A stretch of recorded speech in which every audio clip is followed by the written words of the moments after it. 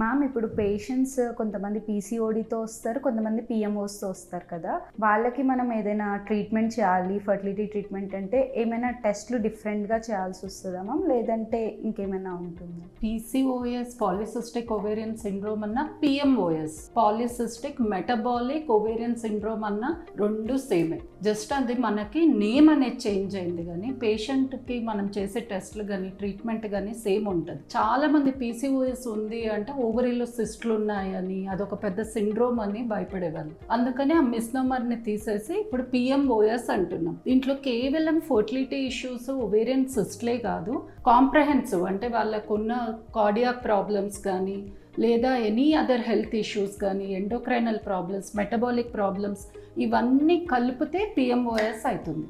కానీ మనం చేసే ట్రీట్మెంట్స్ పీసీఓఎస్కైనా పిఎంఓఎస్కైనా సేమ్ ఉంటుంది. ఓకే. యా.